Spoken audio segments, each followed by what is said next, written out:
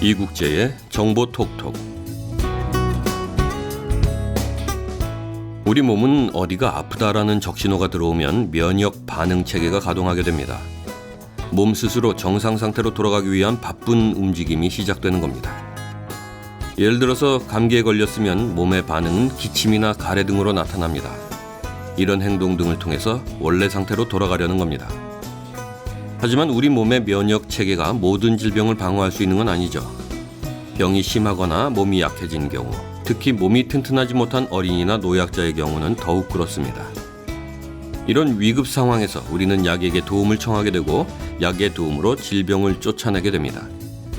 그러나 약은 아프다고 아무 때나 먹는 게 아니라 복용 시간과 복용 방법, 복용 기간 등을 잘 따져 복용해야 효과를 볼 수 있습니다. 그래서 오늘은 올바른 약 복용법에 대해 살펴볼까 합니다. 약이 아무리 효과가 뛰어나다 해도 복용 시간을 안 지키면 효과를 보기 힘듭니다. 약은 머리 아플 때, 배 아플 때, 감기에 걸렸을 때, 속이 쓰릴 때 등등 먹는 상황도 여러 가지지만 복용 시간도 약에 따라 다르기 때문입니다. 대체로 식후가 많지만 식전, 식간 또는 식사와 함께 복용하는 등 방법도 다양합니다. 예를 들어서 유산균 제제나 한방과립제, 제산제 등은 공복에 먹는 것을 원칙으로 합니다. 이 약들은 소화기관에 거의 해를 끼치지 않기 때문이죠. 이런 다양한 경우가 있기 때문에 자신이 약을 언제 복용해야 하는지 기억해두는 것이 중요합니다. 시간을 제대로 지키느냐 아니냐에 따라 약 효과 최고가 되기도 하고 최악이 되기도 하기 때문입니다. 대부분의 약 복용 시간은 식전 30분, 식후 30분입니다. 약은 그 성분이 혈액에 퍼져서 적당한 혈중 농도를 유지할 때 효과를 발휘할 수 있습니다. 그런데 하루 3끼의 식사 간격은 대여섯 시간 정도 되죠. 약물의 혈중 농도 유지 시간 간격과 거의 일치합니다. 식사를 전후로 하루 3번 약을 복용하도록 하는 것도 이 때문입니다. 만약 이 규칙을 깜빡했을 경우, 예를 들어 점심때 약을 먹지 않았다면 생각난 즉시 복용하도록 합니다.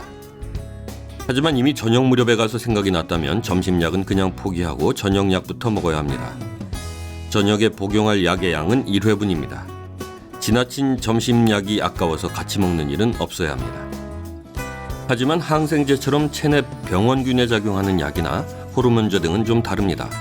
지난 건 잊고 다음부터 시작하는 것이 아니라 먼저 의사나 약사에게 그래도 되는지를 상의해야 합니다. 약을 복용하는 데 있어서 시간 못지않게 중요한 것은 어떻게 먹느냐입니다.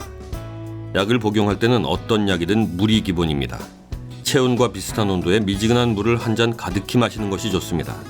간혹 약 먹을 때 물을 많이 마시는 사람을 약을 잘 못 먹는 사람으로 취급하곤 하는데 틀린 얘기입니다. 약은 물을 많이 먹어야 잘 녹고 소화기관에 부담을 덜 주게 됩니다. 오히려 물 없이 약을 먹게 되면 녹는 시간이 오래 걸려서 약효만 늦어질 뿐입니다. 약에 따라서는 고농도로 녹으면서 체내 점막을 상하게도 합니다. 또 캡슐 등은 목에 걸려서 애를 먹을 수도 있습니다. 물론 물을 조금 마셔야 하는 예외성을 지닌 약도 있습니다. 위장약 중에 헬리코박터 파일로리균을 죽이는 약은 되도록 물을 조금 마셔야 효과를 볼 수 있다고 합니다.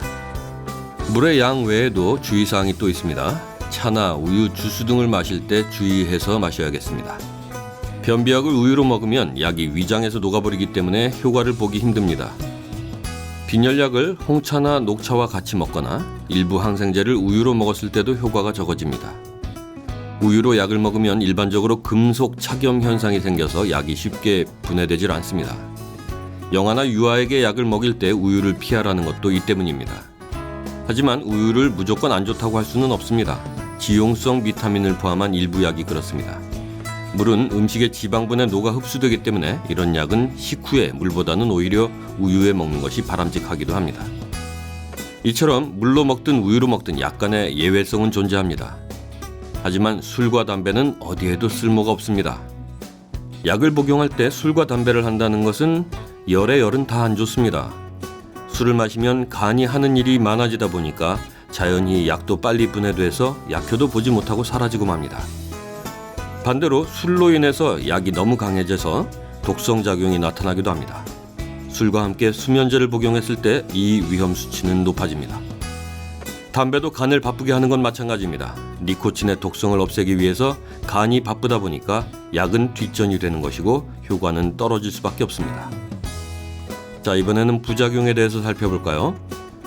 사람들이 가장 흔하게 접하게 되는 약은 피로회복제나 두통약일 것입니다. 피로회복제는 음료수처럼 복용할 수 있고 기분이 좋아지는 효과가 있기 때문에 많이들 복용하고 있습니다. 인체에 흡수가 잘 되는 카페인과 비타민이 들어있기 때문입니다. 하지만 이것도 너무 마시다 보면 카페인에 대한 의존성이 높아져 문제가 되기도 합니다. 자꾸만 마시고 싶고 각성 상태로 고생을 하는 겁니다. 심장이 약한 사람은 가슴이 두근거리는 부작용이 올 수도 있습니다. 머리가 아플 때마다 먹는 두통약 역시 마찬가지입니다. 두통약에 든 아세트아미노펜이란 성분은 심하면 간세포를 망가뜨리고 사망에까지 이르게 할 수 있습니다. 수면제보다도 위험하다고 할 수 있겠죠. 슈토에페드린이라는 성분이 들어있는 콧물 감기약의 경우도 주의가 필요합니다. 이 성분이 든 약은 편두통이나 심장병, 고혈압 환자가 복용할 경우에는 생명에 심각한 해를 줄 수도 있습니다. 몸에 이상이 있는 사람일수록에 그 약에 대한 상세 정보를 안 후에 복용해야 합니다. 약이 독이 되는 건 한순간이기 때문이죠. 네, 오늘 말씀드린 내용은 가톨릭 중앙의료원 복약정보에서 발췌했습니다.